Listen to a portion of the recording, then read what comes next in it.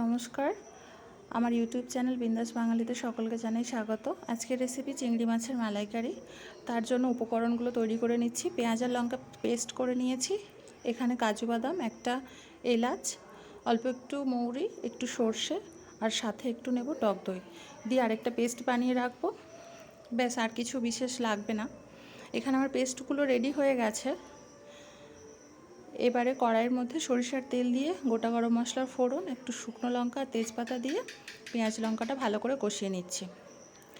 পেঁয়াজের গন্ধটা চলে যাবার পরে এবারে দিয়ে দেবো আদা রসুন বাটা। আদা রসুন বাটা প্রায় 2 চামচের মতো দিয়েছি। যে যেরকম পরিমাণে নেবে সেই রকম অনুযায়ী দেবে। আদা রসুন বাটাটা একটু কষানো হয়ে গেছে।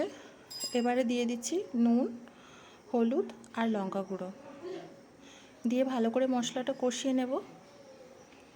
মশলাটা কষানো হয়ে গেলে এবারে দিয়ে দেব কাজু বাদাম বাটার পেস্টটা দিয়ে ততক্ষণ পর্যন্ত কষে নেব যতক্ষণ না মশলা থেকে ভালো করে তেল ছেড়ে যায়। মশলা থেকে তেল ছেড়ে গেছে। এবারে দিয়ে দেব দুধ।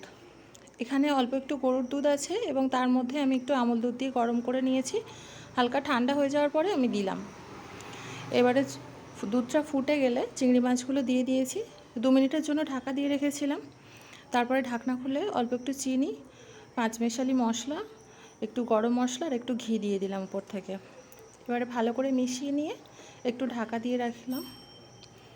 ঢাকনা খুলে দেখছি আজকের রেসিপি রেডি।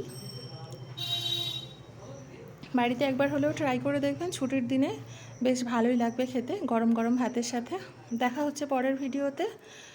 সকলকে অনুরোধ রইল পাশে থাকার জন্য। দেখা হচ্ছে। টাটা।